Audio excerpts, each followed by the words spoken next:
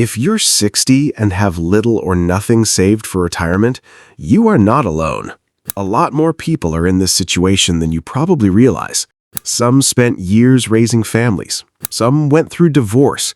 Some dealt with medical bills, job loss, or helping children financially. And others simply assumed there would be still more time later. Then one day, retirement suddenly stops feeling far away, and panic begins. But here's the important thing. Being behind at 60 does not automatically mean your future's ruined. What matters now is what you do next, because many people recover more than they expected once they stop focusing on shame and start focusing on strategy. And today, we're talking about practical things that can genuinely improve your financial stability starting right now. The first thing you need to do is know your real financial numbers. Not rough guesses, not estimates you hope are true, real numbers. Because uncertainty creates fear. When people avoid looking at their finances, their imagination usually makes the situation feel even worse. So sit down and calculate your monthly expenses honestly. Housing, utilities, food, transportation, insurance, healthcare, debt payments, everything.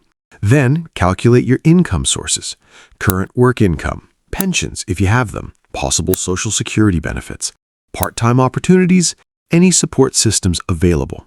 Then look at debt carefully, especially high-interest debt. A lot of people are shocked once they finally organize everything clearly. Some realize they're doing slightly better than they feared. Others realize changes are urgently needed. But either way, clarity reduces anxiety because now you're dealing with facts instead of fear. And one of the most important numbers to check is your estimated Social Security benefit. Many people never actually look it up, but understanding what income may realistically arrive later helps you plan much more intelligently. Now, the second thing to do, if possible, is delay retirement. I know that's not what many people want to hear, but even a few extra working years can dramatically improve your financial future. First, it gives you more time to save. Second, it reduces the number of years your savings need to support you. And third, delaying Social Security benefits often increases your monthly income later. That increase can become extremely important over a long retirement. Even part-time work can completely change the math. A lot of people think retirement has to be all or nothing, working or fully retired. But many financially stable retirees create flexible transitions instead. Maybe they reduce hours. Maybe they consult. Maybe they do seasonal work. Maybe they work remotely a few days a week. The goal is not exhausting yourself forever. The goal is giving your future self more breathing room, because every extra year of income can reduce enormous pressure later. The third thing to do is cut invisible expenses first, not necessarily the things you enjoy most. Start with the leaks you barely notice anymore. Subscription overload is a big one. Streaming services, unused memberships, automatic renewals, app charges, small monthly expenses quietly multiply over time. Then, look at transportation costs. Large car payments become much heavier financially after retirement. Insurance costs matter too. Many people overpay for years simply because they never compare rates again.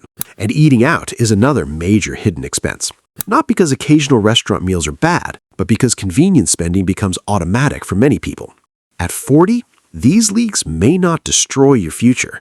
At 60, they matter much more because your recovery timeline becomes shorter. This doesn't mean life should become miserable. It means your spending should become intentional. Now, the fourth thing is extremely important. Eliminate high-interest debt aggressively.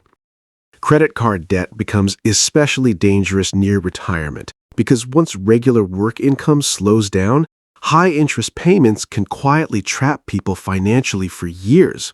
A lot of retirees underestimate how emotionally exhausting debt feels later in life.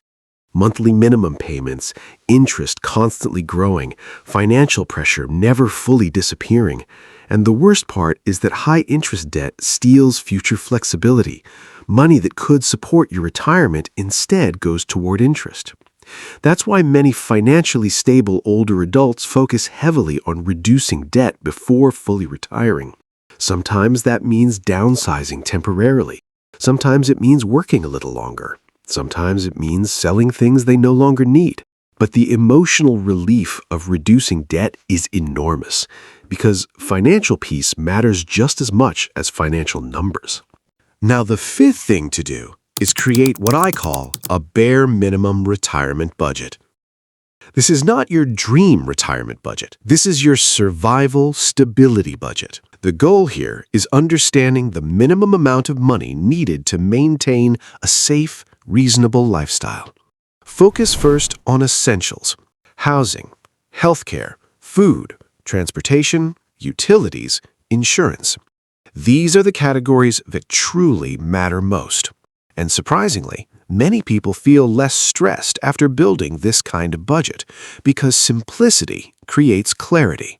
Instead of chasing unrealistic lifestyles, they begin focusing on protecting stability first. And stability is incredibly powerful emotionally, especially later in life.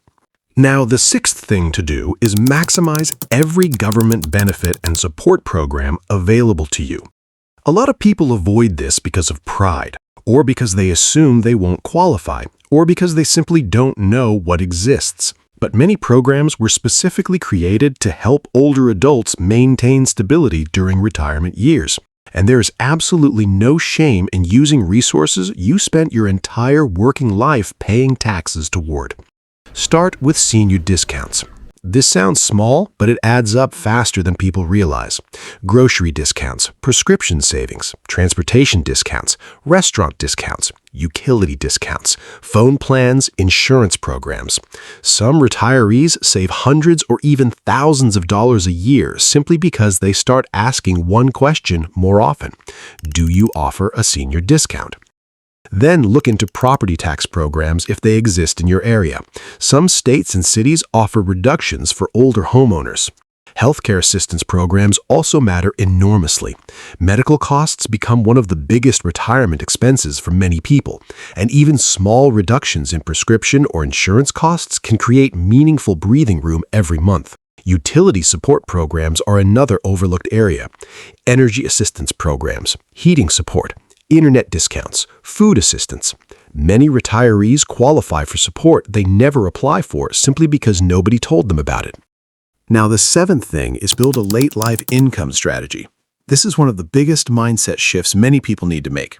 Retirement today does not always mean completely stopping work forever. For many people, it means creating flexibility. Some income, less stress, more control over time. That's not failure, that's adaptation. A lot of people in their 60s still have valuable skills, knowledge, and experience. You may know things younger people would gladly pay to learn. Consulting is one option, part-time work is another.